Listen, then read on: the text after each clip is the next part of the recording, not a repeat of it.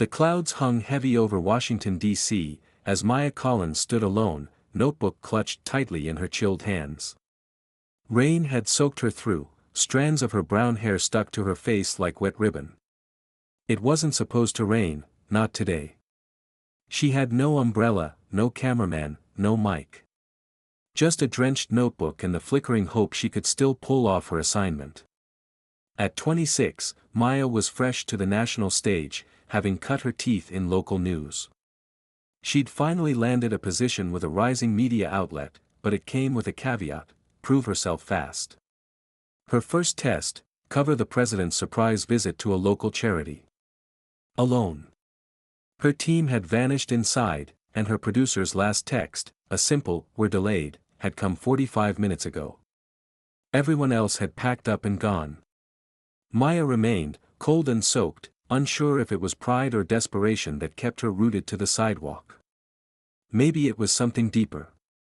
Her late mother once said, "If you want someone's story, be willing to stand in their storm." She didn't see the black SUV until it pulled up quietly beside her. The tinted window lowered, revealing a familiar face.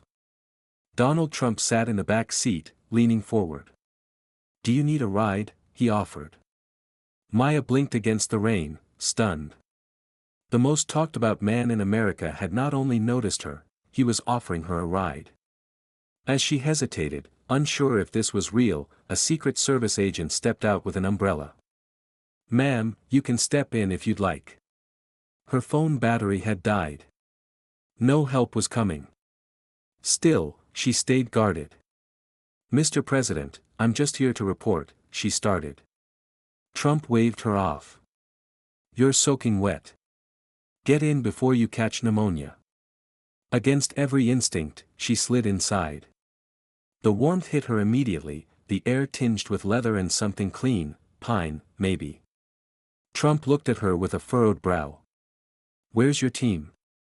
She replied quietly, "Delayed. I was told to wait." He gave her a strange look.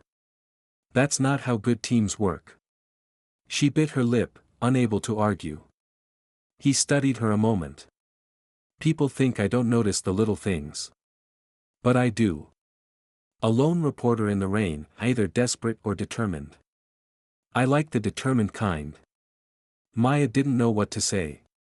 She hadn't expected this moment, not like this. The SUV pulled around to the back entrance of the charity. Trump turned to her again. "I'll give you 5 minutes. Ask what you came here to ask." Her heart skipped. An exclusive. But her phone was dead. She opened her notebook, ink smeared, pen waterlogged. Trump raised a brow. "Your tools aren't very waterproof." "I wasn't expecting this," she murmured. He chuckled, amused, then opened a console between them and pulled out a stack of napkins. "Old school," he said. "Some of the best business deals I ever made started on napkins." She took one, scribbling as best she could. He spoke plainly. "I came here today not for a photo op. Grace Home takes care of veterans and single mothers. My mother believed dignity starts with a roof and ends with a meal." Maya scribbled furiously as he continued. He told her about someone he once ignored, someone who later volunteered here after losing everything. "I owed her," he said softly. "She died before I could say thank you." It wasn't a sound bite. It was real. Maya looked at him, caught off guard. "Nobody expects that," he said, smirking slightly. The SUV door opened. A staffer called out that they were ready. Trump nodded and turned to Maya. "Next time, bring a waterproof notebook. And maybe a better team." For the first time that day, Maya smiled. "I will." As she followed him toward the entrance, a staff member tried to stop her. Trump didn't miss a beat. "She's with me." The staffer stepped aside. Inside, the room buzzed with quiet energy. Volunteers straightened their shirts. Veterans stood a little taller. Single mothers peeked from the dining room. Trump moved through them like someone who belonged, shaking hands, offering hugs, even ladling soup. Maya watched from the side, napkin in hand, ink still smudged, thoughts spinning. This wasn't the man the internet screamed about. He wasn't perfect, but he was present, and that mattered. He paused at a wall covered with thank you notes from children. One stood out, a pink card in crayon, reading, "Thank you for helping my mommy." He stared at it longer than expected. Maya stepped closer. He nodded slowly. "She worked for one of my companies. Single mom. Got laid off. I didn't even know. She ended up here. Did you reach out?" Maya asked. He shook his head. "Didn't know until it was too late. But I can help the others." She wrote that down. The visit was nearly over. Before walking away, he turned to her. "You'll write this, right?" "Every word," she said. "And you'll tell the truth. Not just the rain and the napkins." She nodded. "Even the part about saying thank you too late." He gave her a tight smile. "Fair." Then he paused again, eyes steady. "You remind me of my daughter. The way you stand in storms when others run." By midnight, Maya was back in her apartment, her hair still damp, laptop glowing in the dark. She wrote about the rain. The napkins. The pink crayon card. And the silence that spoke louder than applause. Maya didn't hold anything back. Her article, the storm, the napkin, and the pink card, my unexpected interview with the president, bled with honesty. She laid bare her doubts, confusion, and disbelief, raw and unfiltered. It landed in her editor's inbox at 3 a.m. By 8 a.m., her phone wouldn't stop buzzing. Messages stacked up, "Call me ASAP. Who gave you that access? Fox wants the rights. CNN just quoted you on air." She refreshed the article. Over 2 million views in 5 hours. Her inbox flooded, some readers praising her courage, others accusing her of bias. But one message stopped her cold. From Trump at whitehouse.gov. Subject line, "Good job. The body, you told it how it was, not how people wanted it to be. Keep doing that. DT." Her hands trembled. Then came another email, from her late mother's friend. "I cried reading your piece. Your mom would have been proud." Maya sat motionless, eyes blurring with tears. The rain had been awful. But maybe, just maybe, storms had purpose. Sometimes they peeled away what was fake, sometimes they cracked doors open. 2 days later, her phone rang. An unknown number. "Miss Collins?" a voice asked. "Yes. This is Sarah, Mr. Trump's communications officer. He'd like to meet again. Privately. At Grace home." Maya's heart picked up pace. "Why?" "He didn't say, just that he wanted to show you something." Her mind raced. Was this a trap? Or another unexpected turn? All right. Today. 2:30 sharp. By 2:15, Maya was standing at Grace home again, this time in boots, with a waterproof notepad and a full set of backup pens. Trump arrived exactly on time. No press. No cameras.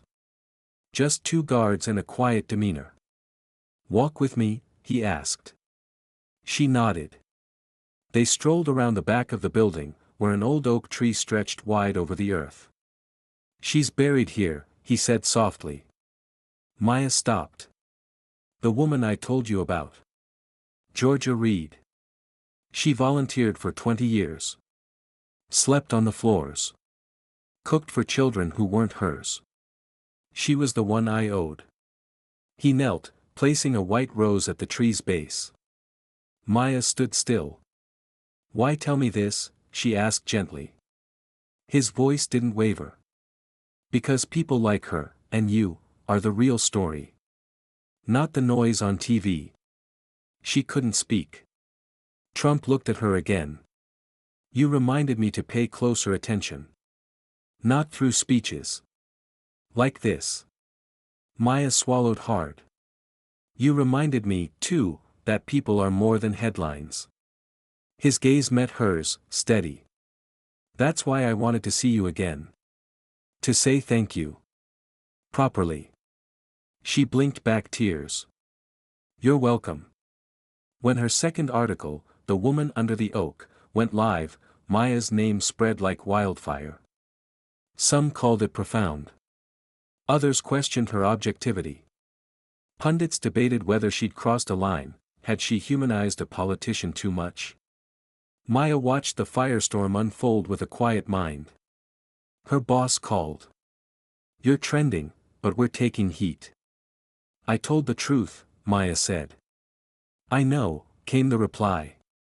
Just be ready. Then came the next invitation, from a major network. A panel on emotional objectivity in political journalism.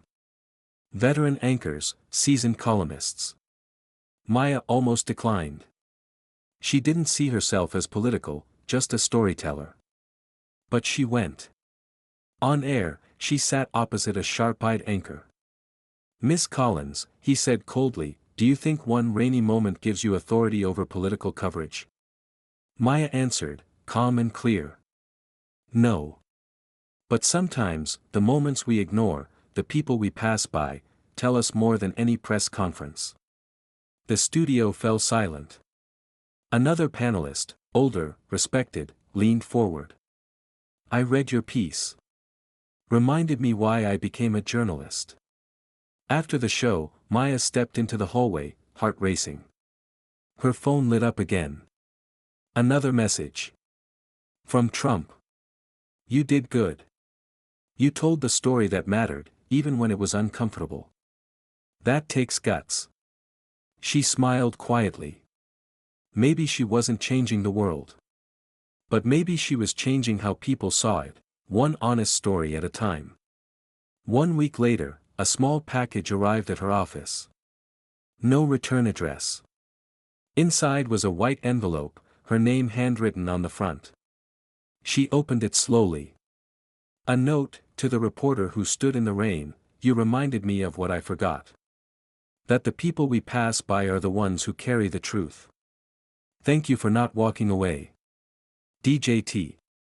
Tucked beneath it was a photo. Grainy, black and white. Maya, soaked, alone, clutching her notebook. Trump, in the background, umbrella in hand, mid-step toward her. Who took it? On the back, someone had scrawled, sometimes the best stories find you. Keep writing. Maya stared for a long time. Then pinned it above her desk, not because it featured a president, but because it captured a decision. A choice to stay when walking away would have been easier. That afternoon, her editor walked over. You're being nominated for the National Human Interest Award. Maya blinked. But I'm just getting started. He smiled. That's exactly why you deserve it. Later, Maya returned to Grace's home. This time with a new angle, how the center had survived years of funding cuts, neglect, and dwindling donations to keep serving the forgotten. One of the directors, Carla, a silver-haired woman with kind eyes, pulled her aside. There's something you should know. What is it? Georgia Reed didn't just volunteer here. She saved this place. Maya's breath caught. How? Carla handed her a ledger. 5 years ago, we were shutting down. A mystery donor stepped in, covered our bills for 6 months. Saved us. Who was it? We didn't know. Until recently. He used a foundation, a false name. But the bank confirmed it. Donald Trump, Carla said softly. Maya's heart skipped. He had never mentioned it. Carla just smiled. Some things don't need to be said. Maya knew, right then, what her next article would be. As Maya typed the headline, the donation no one knew about, Trump's quiet act of redemption, she moved with purpose. The next 3 hours were a blur of confirmation. Bank records. Foundation links. Silent transactions. It was all true. Trump had saved Grace home anonymously. No press. No podiums. Just action. When the article went live, the world responded in a roar. Critics called it political theater. Supporters hailed it as a sign of heart. But in the chaos, one comment pierced through: "My mom lived at Grace home for 3 months after her injury. Whoever saved it, saved her. Thank you." Maya sat back, tears welling. Her inbox pinged. Another message from Trump. "The truth always finds its way. You're helping people see what matters. Don't stop." She replied for the first time, "You didn't want credit. Why let me write it?" His answer came instantly. "Because someone like Georgia would have wanted people to know the home still stood. And people like you make that possible." Something shifted inside her. Maya realized she wasn't chasing fame. She was chasing stories others overlooked. A week later, she returned to Grace home to interview more residents. As she stepped in, a little girl ran to her, hugging her legs. "Thank you for saving my mommy's house," she said. Maya crouched, stunned. "What's your name?" "Ellie." Her mother followed, tired eyes, warm smile. "I don't know how, but after your article, we got funding. Food. Volunteers." She handed Maya a hand-drawn picture. It showed Maya, Trump, and a building labeled Grace Home. Below it, "Thank you for not leaving." Maya was speechless. Later, the director confirmed the ripple effect. Donations had tripled. Corporations offered to rebuild. A retired chef volunteered to cook for the center. Change was happening, not because she chased it, but because she stood still when it mattered. Because she wrote the truth. Because someone often seen as unreachable had made a quiet difference. 2 weeks later, Maya's phone rang. "This is Jenna from the White House press team," the voice said. "The president would like to nominate you for the National Civil Service Storytelling Medal." Maya nearly dropped her coffee. "I didn't know that existed." "It's rarely awarded," Jenna replied. "But he believes you earned it." "I'm honored." "But, why me?" "Because he said you saw him, not as a politician, but as a person." Maya sat down, breath catching. That moment in the rain, it wasn't just weather. It was what people did when no one watched. The ceremony was quiet. Private. Held in the East Room. No cameras. Only a handful of guests. Trump stood at the podium. "Most people write for attention," he said. Maya wrote for understanding. He handed her the medal for reminding the country that behind every title is a human being, and behind every storm is a choice, to stay or walk away. Maya took it with trembling hands. Afterward, she approached him. "You changed my life," she said. He shook his head. "No. You just finally lived the story you were meant to tell." Back at her desk, the medal rested beside her favorite pen, and the napkin Trump had given her that rainy day. But the emails that followed mattered more. Single moms. Veterans. Young journalists. They weren't praising her. They were sharing their own stories, tales they'd never told until her article gave them courage. Maya realized she'd become more than a reporter. She was now a voice for the unheard. Out of nowhere, a new call came. Melania Trump. "I just wanted to thank you," the former First Lady said softly. "For what?" Maya asked. "For showing the world that my husband can still surprise people. That he isn't always what they assume." Maya was silent. "I've seen his best and worst," she finally said. "But your article showed his heart. That matters." "Keep telling human stories," Melania said. "We need more of those." That night, Maya opened her journal. "Dear Mom," she wrote. "You once told me to stand in the storm. I did. And something beautiful came from it. I met someone everyone talked about but never really saw. I wrote what I felt, not what I was told. And in doing that, I found my voice. I miss you every day. But your words led me here. Love, Maya. Her editor walked over the next morning. You've got a new beat, human stories in high places. Her next assignment. A profile on an Air Force janitor who once stopped a security breach. Maya smiled. Finally, my kind of story. As she left the office, the photo of her in the rain, pinned to the bulletin board, watched her go. A reminder, storms reveal character. And not just in presidents. Months later, the National Journalism Museum reached out. We'd like to feature the napkin. What napkin? She asked. The one from the story. The one with your notes. Maya hesitated, then agreed. She visited weeks later and stood before a glass case. Inside, the napkin, titled Truth in the Rain, Maya Collins' notes with the president. She stared silently. Then whispered, "You made it, Mom." On another rainy day, while visiting a shelter, she spotted a young intern standing outside, notebook in hand, drenched. Maya handed her an umbrella. "Been there," she said with a smile. The girl blinked. "Wait, are you the reporter from the Trump story?" Maya just winked. Sometimes the best stories start in the rain. On the anniversary of her viral article, Maya received a plain envelope. Inside, a handwritten note.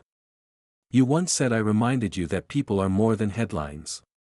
But you reminded me that one honest voice can change everything. I'm not perfect, never claimed to be, but maybe I still have something to give. Keep writing, and maybe I'll keep reading.